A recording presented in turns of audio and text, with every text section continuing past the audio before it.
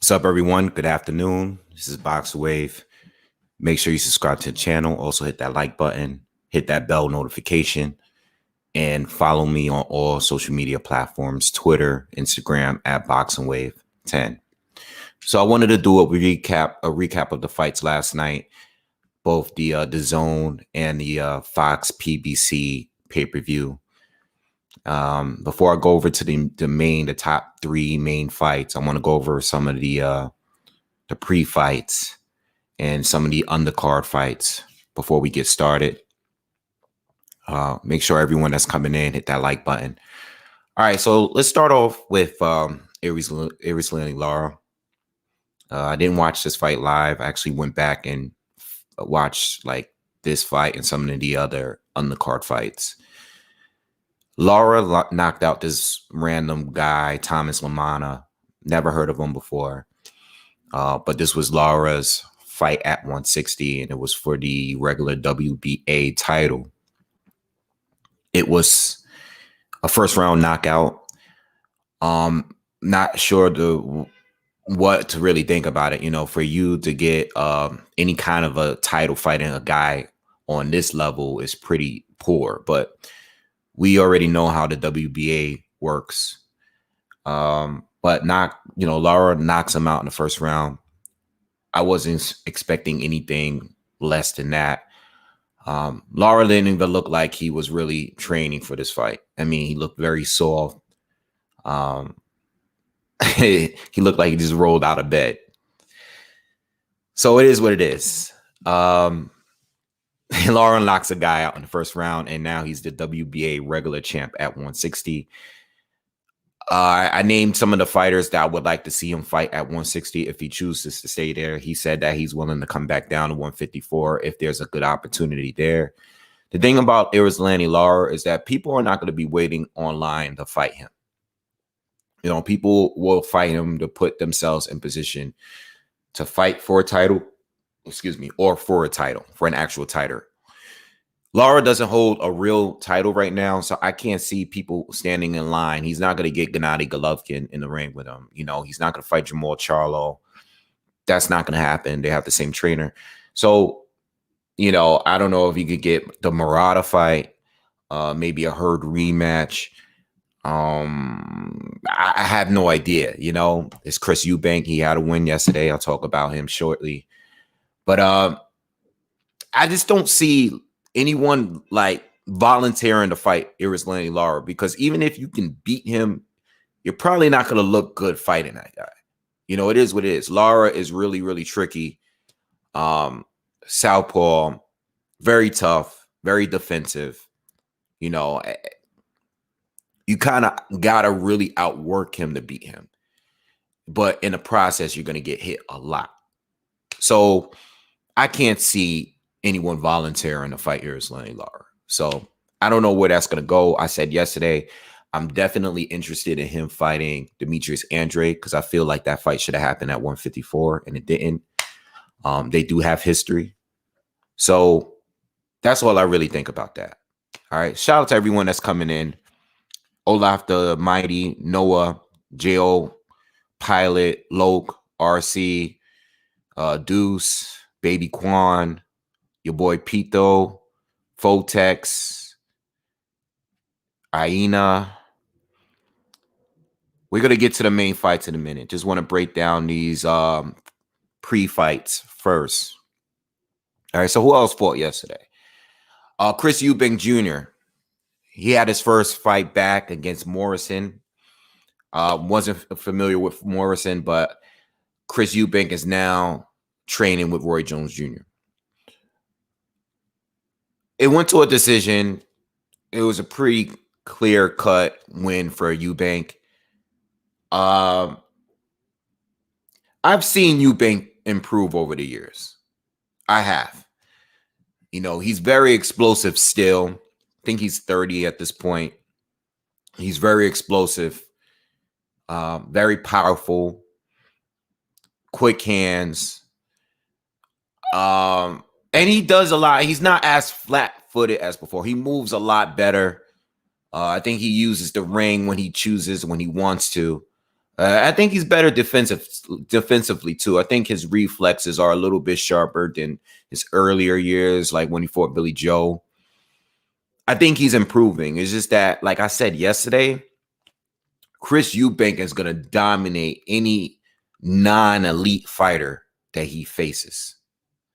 So, just like I said with Lara, Chris Eubank Jr., if he's not fighting Jamal Charlo, Murata, Triple G, Devianchenko, whoever else that's at the top of the 160 division right now, I really don't care for it like that, you know. Back when he was with the PBC, I was kind of hoping he would fight Jamal Charlo because at that time, Jamal didn't even fight Devianchenko yet. Jamal didn't really have a signature win at 160. So I was kind of hoping that happened, and I still want that to happen. You know, even if Andrade, if Eubank were to fight Andrade, that would be cool. Those are all good fights. You know, Lara just moved up. If they were to fight each other, that's cool.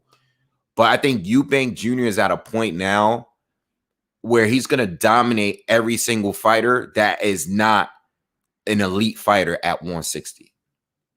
All right? Kano Local, what's up, bro?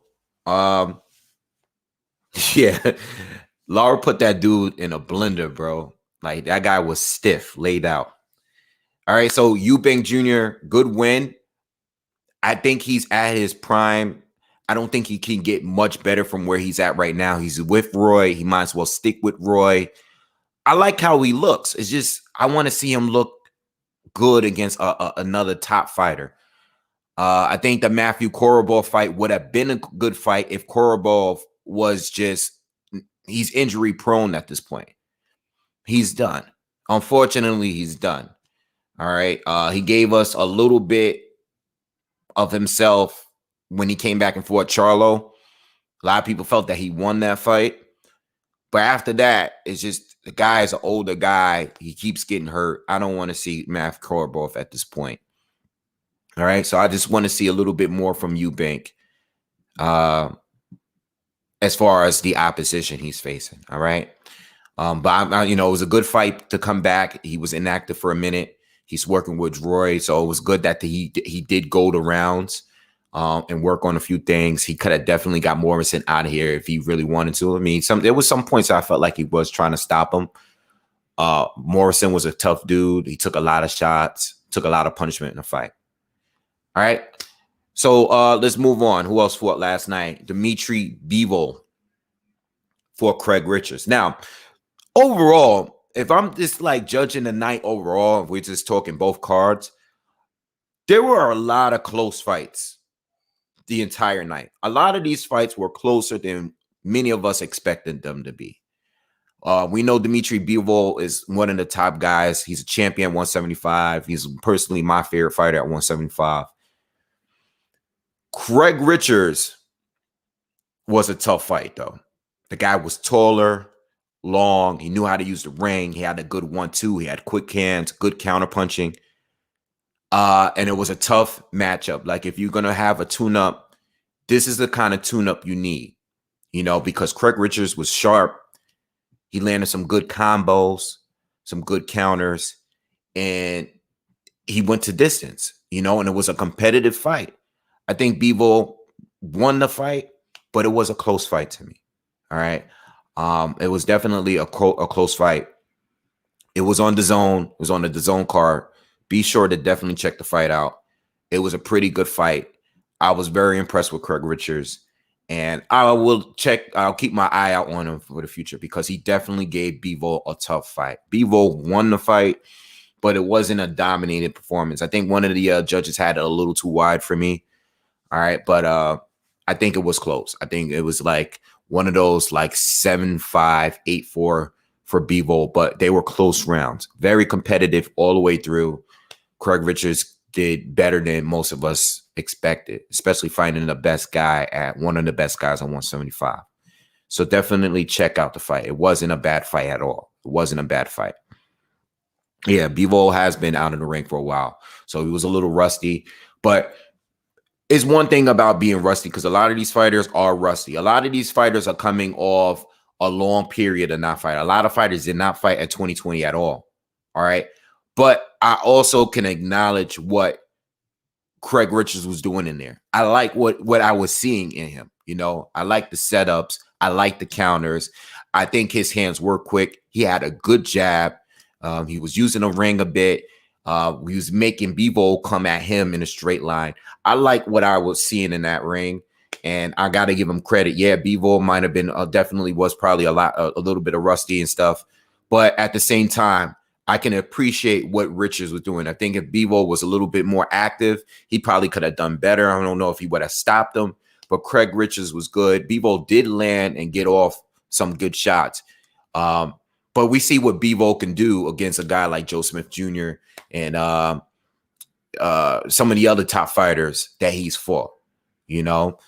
So anyway, let's move on. All right, Bivol just going to keep waiting to see. Hopefully we can get a unification match at some point with better BF. That's what I'm really mainly looking for. But there's a lot of guys at 175 that he could face, you know. He could be fighting Gilberto Ramirez. Hopefully we can get that fight. I believe Ramirez is with he might actually be with, I think he's with Golden Boy now. So since Golden Boy is with the Zone, hopefully we can get that fight. That's another good fight. All right. All right, so let's move on. What else we saw? Sebastian Fundora against Jorge Cota. This is the 6'6" kid at 154. He did what he had to do. They stopped the fight.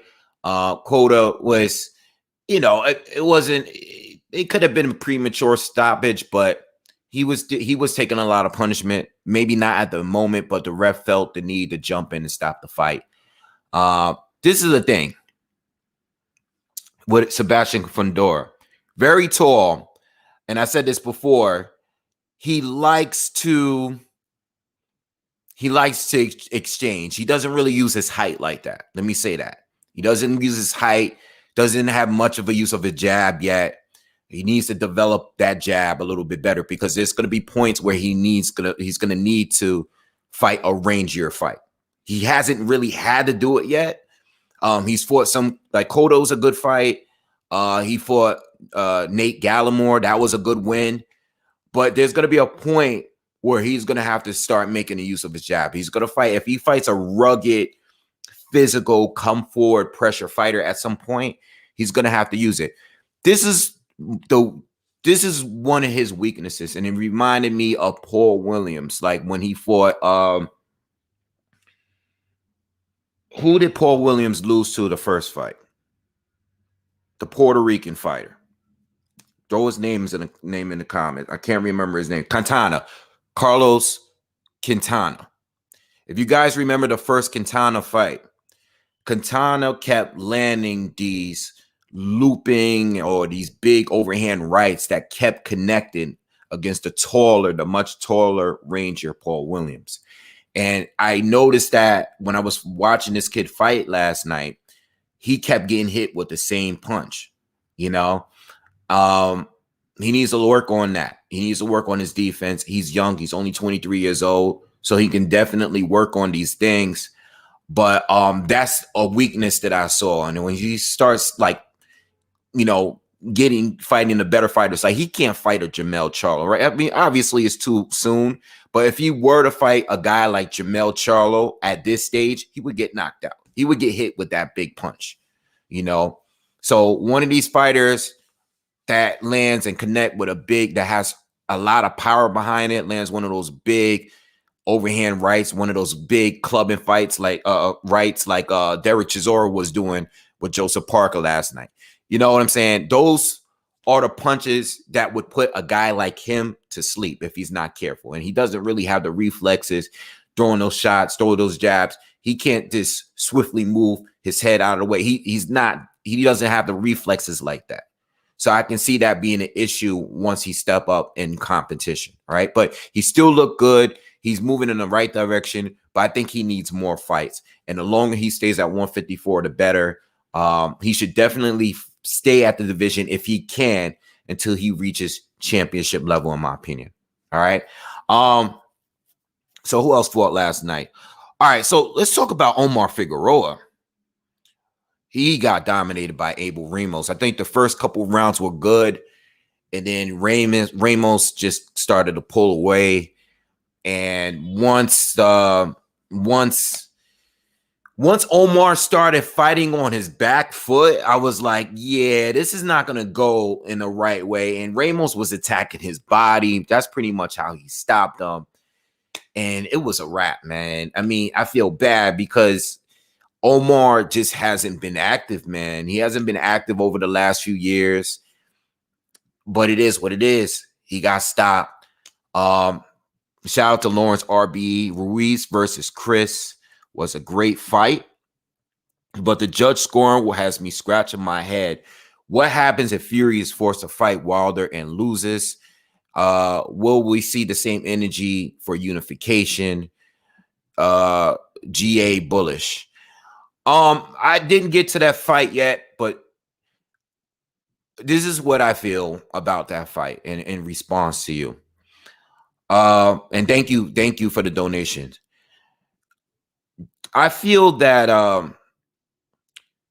thought the fight was good, but I think that we liked it because it was much more competitive than what we expected it to be. You know, I thought the fight was definitely competitive, and I thought the scorecards were ridiculously wide.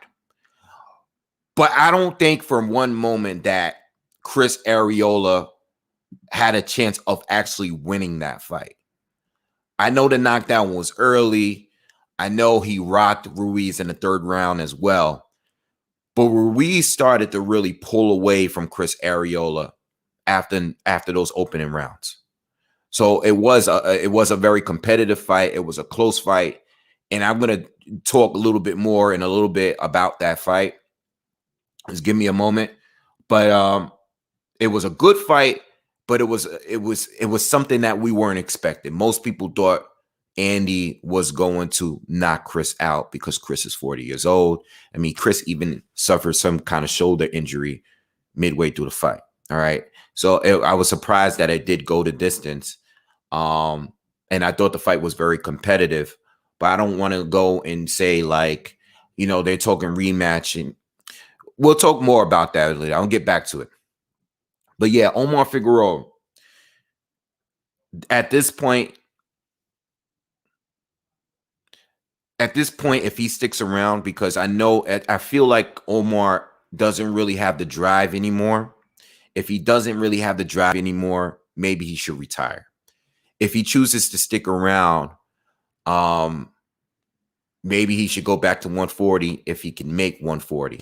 If he can't make 140 and he stays at 147, at this point, he's going to be pretty much a journeyman. Yeah, you know, coming off of 2 losses, one where he was stopped, and not by an elite welterweight. Not a good look for him. Really not a good look for him. We know that Ugas dominated him on points, pretty much shut him out. His style is fun to watch. I think he can still beat a lot of people, but I don't think he can beat the elite at 147. You know, his style too. I think there are certain things that he can, if he get the right coach, he can work on. Like he has that one arm guard that he kept doing that he would use in order to close the gap between him and his opponent. I think there were times where when he was coming forward, he should have used both guards. You know, I think at times he was getting caught. I think as time went on, Ramos started to time it right and started landing more jabs and more straight right hands. And I think there was a point where Omar had to change up the guard a little bit, and he was just doing the same thing. And, you know, Ramos had good feet. You know, he knew how to keep the distance between the two. And once you do that with Omar, once Omar can't really go and get inside, and once Omar starts fighting on his back foot, he's pretty much useless at this point, especially a fighter on a level of that, a fighter of that caliber. Ramos looked great. And if Omar, if Omar chooses to stick around, I think there's certain things that he needs to tweak in his defense coming forward like that. But if he doesn't have the drive and the will to want to do it, he's been very inactive over the last 3 or 4 years. Don't keep fighting if you really don't want to do it, you know? But he caught some ruthless body shots at that last round that they fought. And it was pretty much a wrap after that. He was really badly hurt. I hope he's okay. But he took a beating, you know, that last round. He took a beating. He was taking a lot of shots. We know he's a tough dude, but he took a beating. And, you know, he gets with the right. If he gets with the right coach, I think he can still do better. But right now, he's going to pretty much be a journeyman at this point. All right. I never really saw him as championship level as a welterweight, but I also still thought that he would be a good test for anybody at the division, you know, at least because of his style. And, you know, he's such a durable fighter.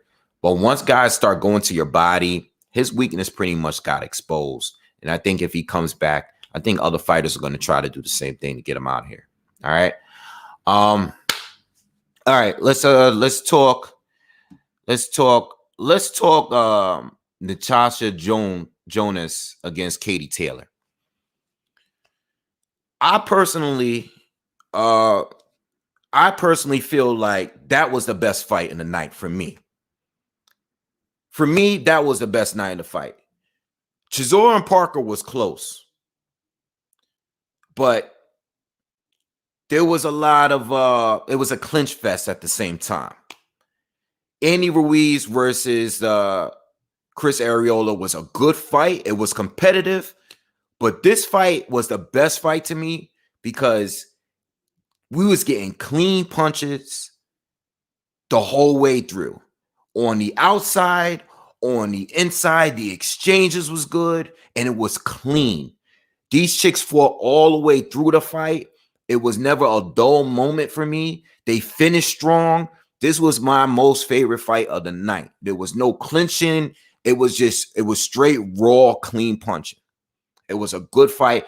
Respect to Jonas because she lost. And the judges, it wasn't no ridiculous scorecard neither at the end. Jonas almost won the fight.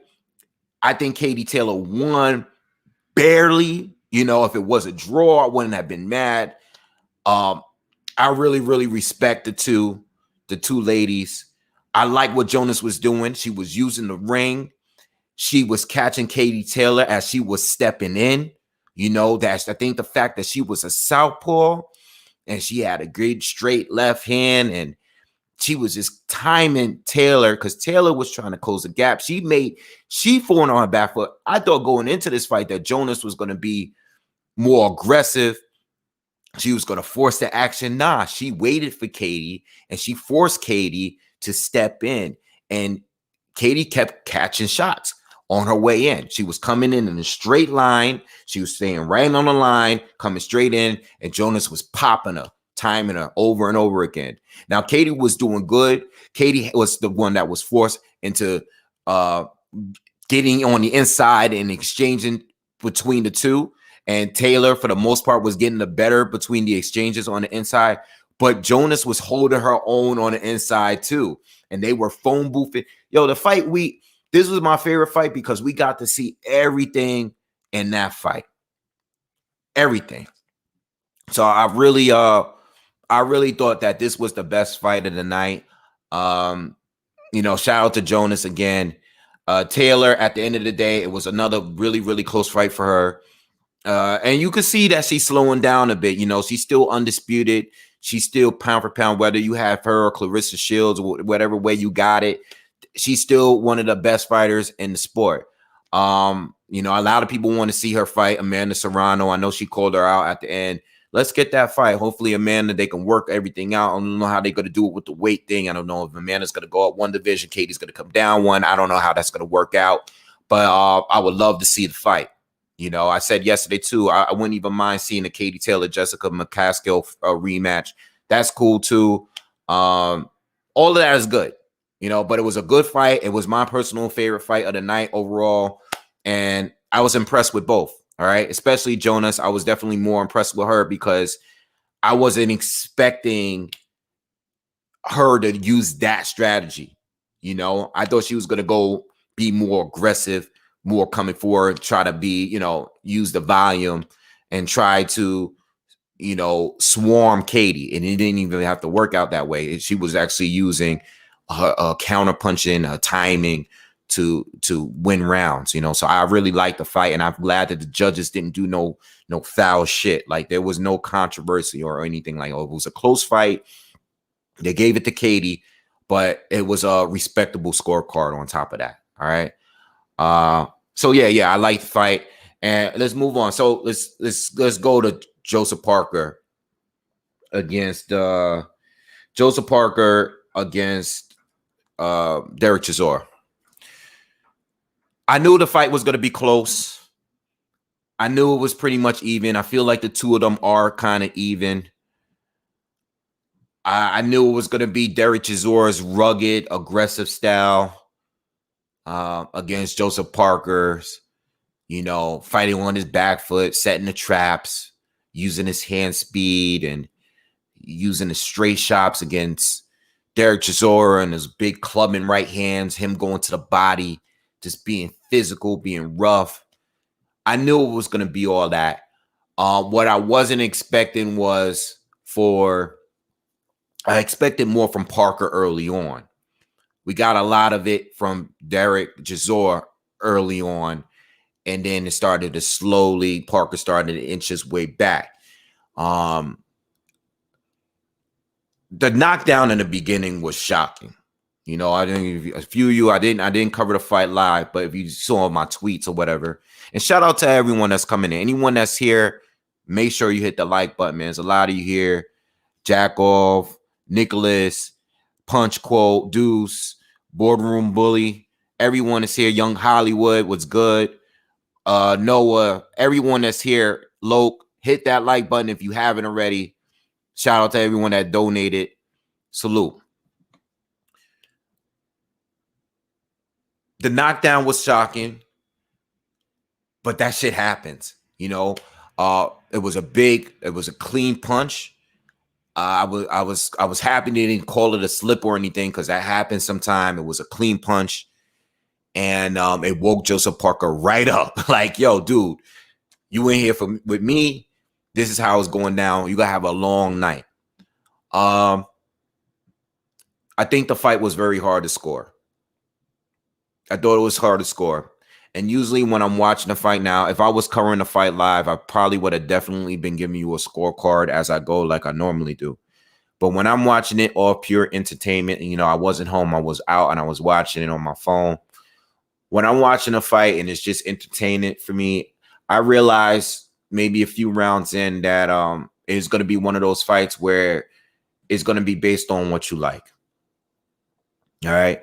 If you prefer Derek Chisora's activity, the fact that he was the aggressor, if you prefer his body shots, all right, he was digging to the body a lot. If you prefer those big clubbing right hands that he was throwing, you would have thought that he won the fight. If you prefer Parker's clean, quick combinations, those straight shots in between Derek Chisora's shots, those counters, the traps that he was setting, if you preferred that over the volume, the aggressiveness of Chisora, you would have picked Parker to win. It was one of those fights, man. It was just one of those fights. And I knew, as I was tweeting along the way, I knew it was going to be close. I expected it to be like a split decision win or a draw.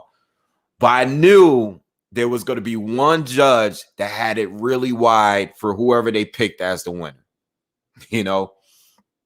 And that's exactly what we got. I think it was a 116-111 in there for Parker. I don't think Parker won that much. I thought the fight could have gone either way for sure. But I personally like what Parker was doing a little bit more. But I thought 116-111 was definitely ridiculous. I was expecting the 115-113, 115-114, whatever way you scored it. I was expecting those kind of scorecards. When I heard 116-111, I was like, we know how the game go, and we've been getting a lot of that lately. So if there is a robbery, that's where the robbery comes in. When we get scorecards like that on a really, really close fight. But again, it really depends on how you see it. You know, we recently got that with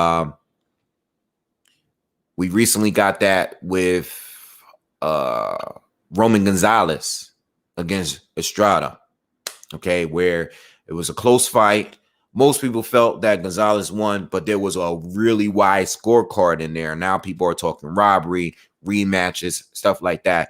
If we were to get a rematch, fine. But to me, do I want to see another fight between them? No. It really takes a fight. It really takes a fight, because I think there's still a lot out there for Chisora, and I still believe that it's still a lot of other options for Parker as well. I really don't need to see a rematch. You know, it wasn't the greatest fight. It was a very competitive fight, but it wasn't a lot. It was really rough. It was a lot of clinching, you know, especially after they started to burn out. I don't want to see a part 2. If they happen to fight again, cool. It wasn't a bad fight, but it wasn't a great fight neither. You know, I think there's many options for the two of them. There's plenty of other guys that they could both still fight. And that's the way I view it. I'm not mad at the decision, but I didn't like that one scorecard. I think 116-111 was a little bit too wide. All right. So I think the fight should have been, you know, I personally leaning barely for Parker. I think Parker barely got it, like by a round. You know, I mean, like literally by a round. All right. But you also got to include that knockdown in there. All right. So anyway, it really depends on how you see it. If you pick Chisora winning, I see it because of the body work, the aggression, you know, the activity. I get it. But as far as clean punching, I like what Parker was doing a little bit more. I know Chisora was landing those big clubbing right hands, but I like those little quick, sneaky shots that Parker was landing in between. I think he was just a little bit more accurate. I think he was sharper, and I had preferred Parker in that fight. But to me, it could have gone either way. All right. All right. So let's talk about the main fight that everybody's talking about. Andy Ruiz makes his return, Fox pay-per-view, against Chris Arreola. Not the fight that we all were expecting. I think we all knew that Andy was going to win the fight, but most of us was probably expecting a knockout.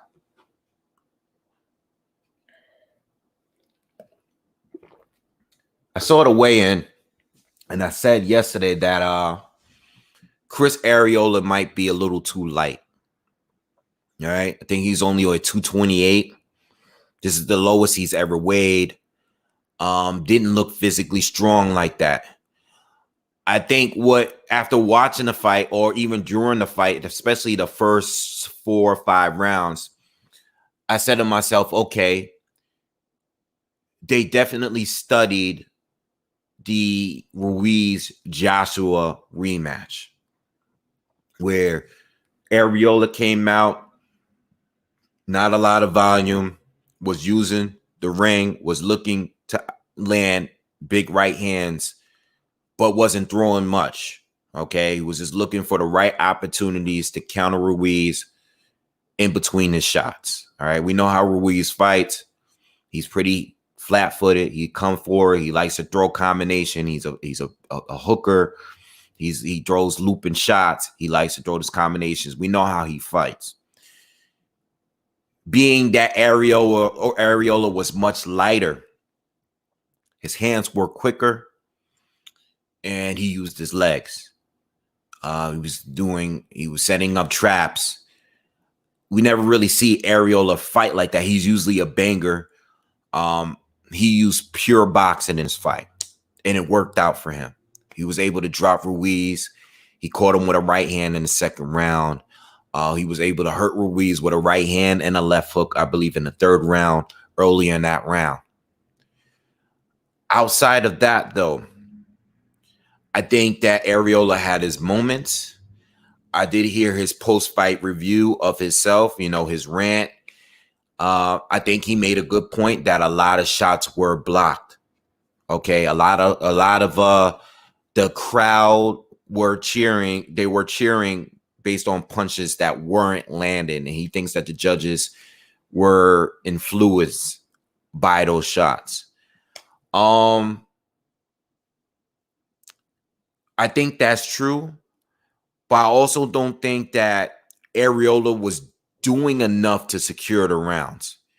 Andy was still the aggressor out of the entire fight.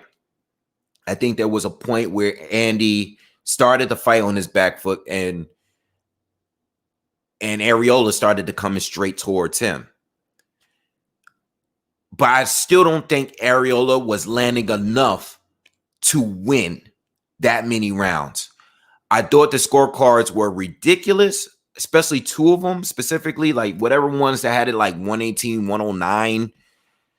I think those were a little too much, but I really can't see Arreola winning more than 3 or 4 rounds. And if you gave Arreola 4 rounds, I would say at least 1 or 2 of those rounds were swing rounds.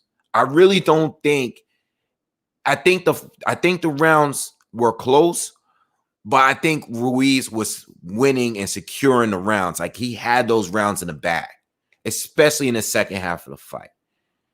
Arreola did better than what we expected, and I'm not speaking for everybody, but I think that when people watch fights like these, where we all believe that one fighter is going to win because this is a tune-up fight, all right?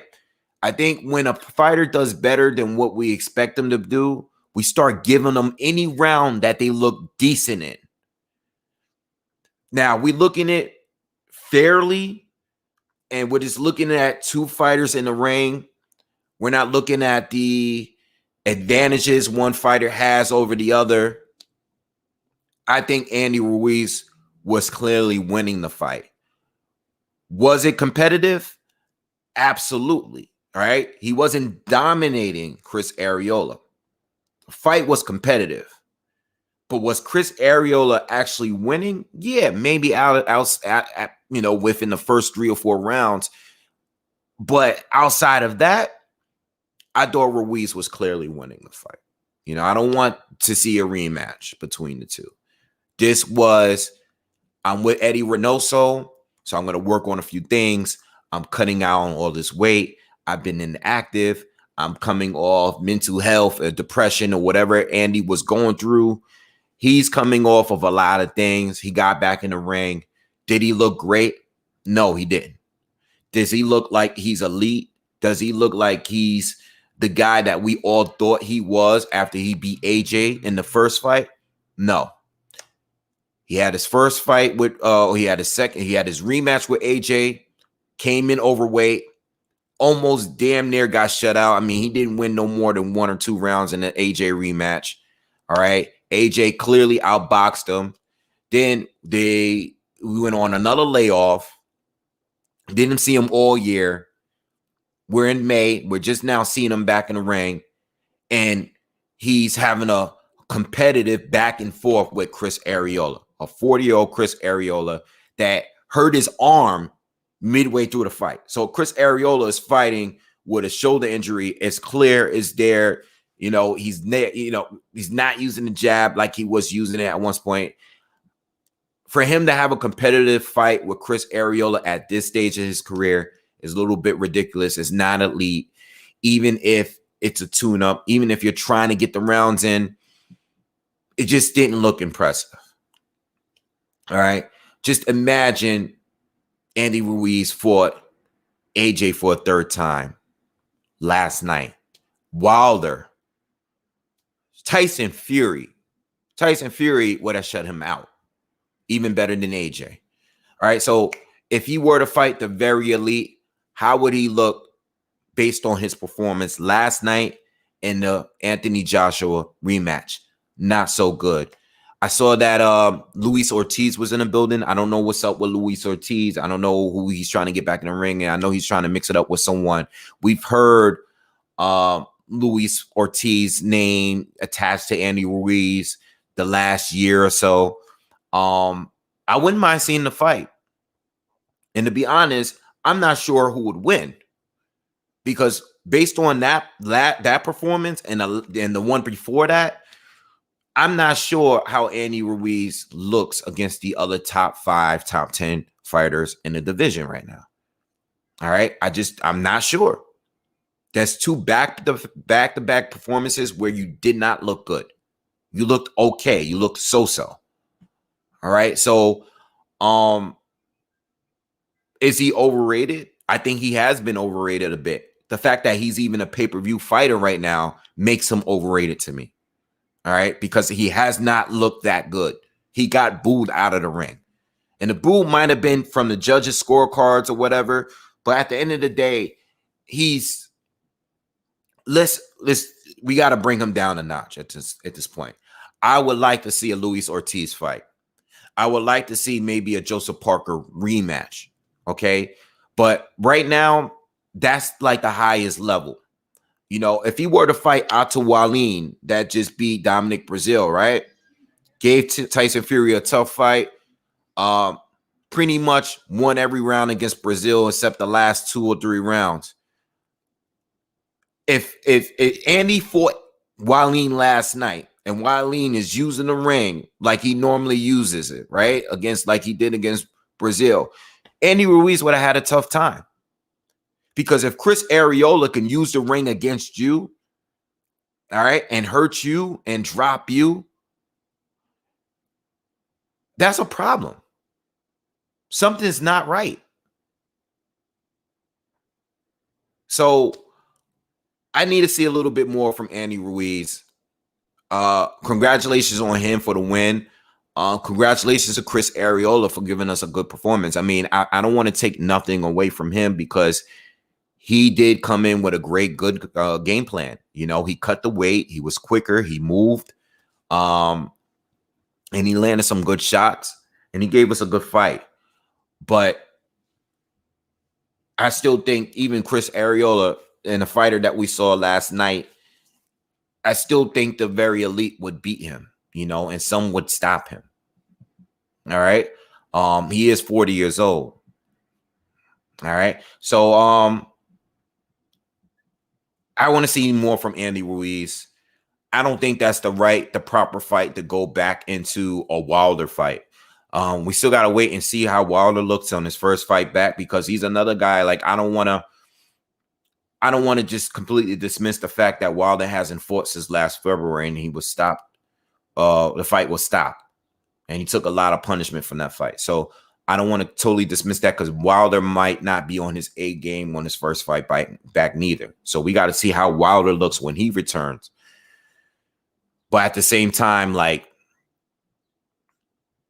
before Andy Ruiz beat AJ, and even after, you know, I would have told you Wilder, I have Wilder beating Andy Ruiz. I have Tyson Fury beating Andy Ruiz. But right now, I don't even want to have their names together based on that performance. Andy Ruiz didn't look that good. He looked very, very beatable. And I don't mean by the top 2, top 3 heavyweights.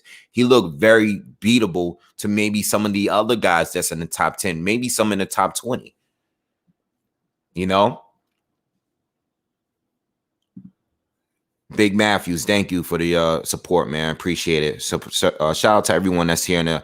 I ain't reading the comments because I'm really just talking, going through the fights. But shout out to everyone that's here. You know, 180 people watching at this point. If you haven't already, make sure you hit the like button. Support the channel. Hit that like button for me real quick. But thank you. Thank you for the support. Look. Andy Ruiz versus Jake Paul. No, let's be real. Let's be real. We'll be realistic. Andy Ruiz against Otto Wallin, good fight. You know, Andy Ruiz against Luis Ortiz, good fight. Andy Ruiz against Joseph Parker in a rematch. That's a fine fight. But right now, I lost a little bit. Yeah, his stock has gone down. His stock has gone down. And we got to bring it back, because like before the AJ fight, most of us thought that AJ would win the fight. You know, Andy Ruiz was a replacement fighter. But then going into the fight, you know, the rumors started circulating that AJ wasn't himself in that fight. And a lot of people feel that Andy only won that fight because AJ was not himself. He was injured before the fight. He might not have admitted to it. you know, the rumors started going around with Andy, the Waco knockout and sparring. He shows up to New York with a big mark on his face. You know, it was all this stuff that went down. So a lot of people are going to question that fight. But now, after 2 fights later, you have to really question, like, how good is Andy Ruiz? Really? You know? Usyk, I think Usyk would beat Andy Ruiz right now. I think Usyk would do what Chris Arreola was doing against him, but better. I think that would be a bad matchup for Andy Ruiz right now. Usyk want guys that is going to be coming forward in a straight line where he can counter and he could step around them. Usyk, that would be perfect for him. That would be perfect. That would be perfect. That would be a bad matchup. That fight would not happen because it would be a bad idea. You know, guys that can move well. If Chris Arreola can do it, we saw Joshua could do it, but Chris Arreola was able to do it. It wasn't enough to secure the win, but it was good enough to make Andy look bad. He made Andy look beatable. All right, so right now, based on that performance, I would say Usyk schools him, just like Boardroom said. Dillian White, that would be a great fight. I would love to see that fight. I would love to see a fight. But I would pick Dillian White to beat him.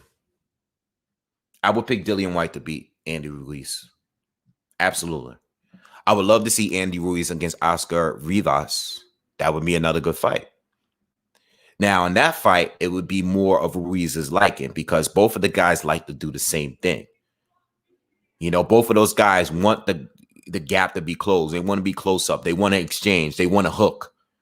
You know, they want to trade. So Andy, in that fight, he would have a better chance because he would be fighting a guy that's not going anywhere. You don't have to look for Oscar Rivas. He's looking for you.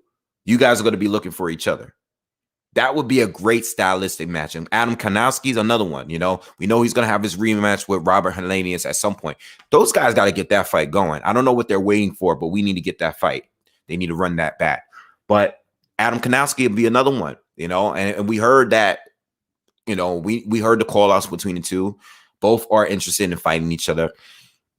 But right now, I don't see Andy Ruiz being elite. You know, I don't see him being top 5.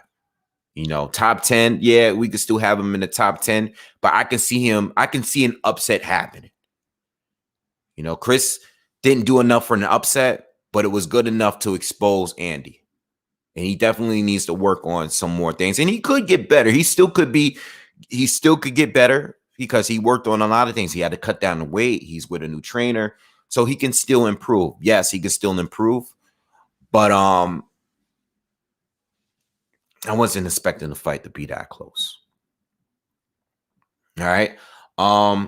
So yeah, this week is Canelo Saunders week. Canelo Saunders week. Let me know in the comments who you guys got winning and how. Canelo Saunders knockout decision. What round?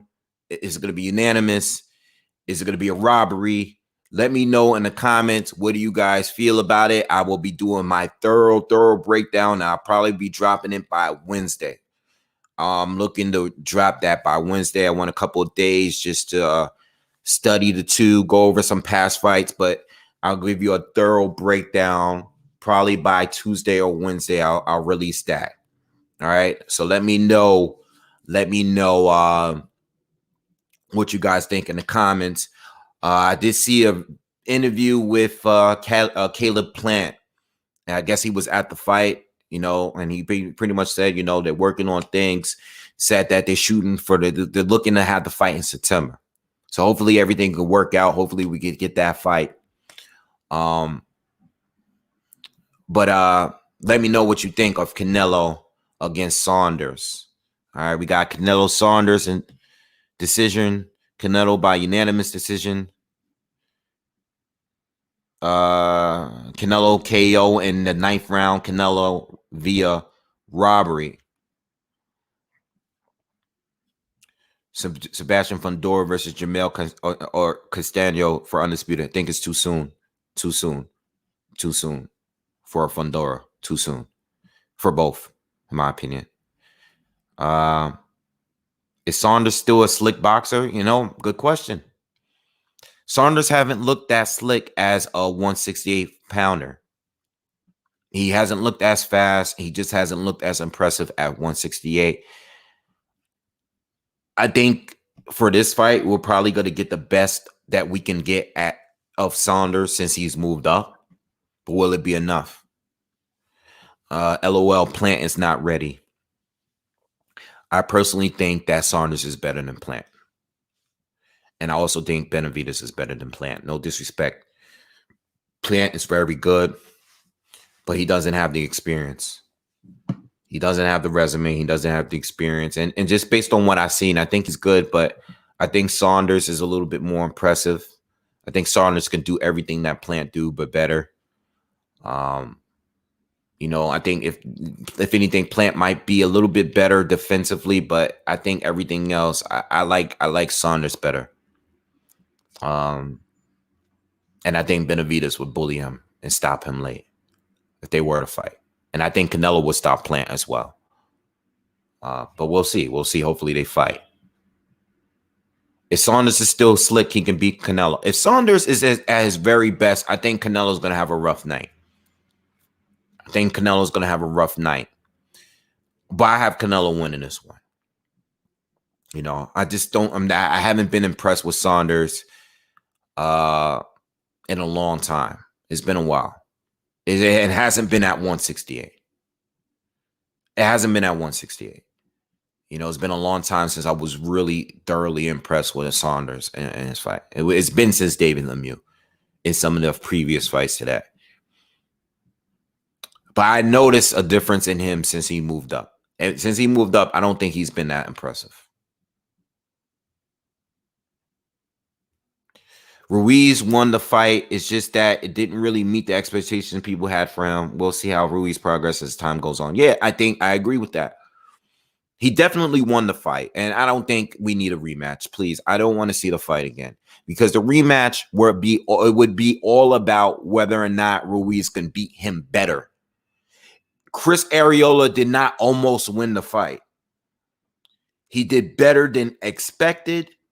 He gave us a good fight. He was able to hurt Ruiz. He was able to drop him.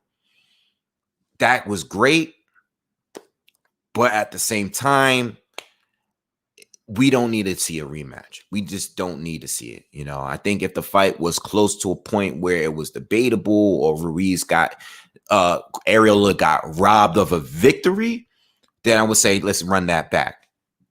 But that wasn't the case. It was competitive, more competitive than we expected it to be, but it wasn't. Arreola wasn't robbed of a win. You know, if they were to fight again, I would expect Ruiz to just beat him better than the first fight. That's all. All right. So yeah, so this week, Canelo Saunders week. I should be able to cover the fight live on Saturday, and I will be putting out a breakdown sometime this week. Probably I'm shooting for Wednesday. All right. Everyone that's here, make sure you hit that like button. If you haven't already, subscribe to the channel. And I got to get out of here, man. So good night of fights. Very close fights. I broke down all of the fights, pretty much all of them. I didn't see a couple of the fights. I didn't see like Adrian Ganado's fight. Some of the undercard fights I didn't see, but I already broke them down. If you're just coming in, go back, brought up the Bivol fight, the Lara fight, the Eubank fight, the Katie Taylor fight, Joseph Parker fight. All those fights, Sebastian Fundora fight, all of those was broken down. Go back, check it out, hit the like button, subscribe to the channel, hit me on my Twitter at BoxingWave10, Instagram at BoxingWave10. And I'll see you. I'll be back soon with the breakdown. That's going to be the next thing I post up. All right. So let me know. Leave your comments, and I'll see you guys later. Have a good weekend. Peace.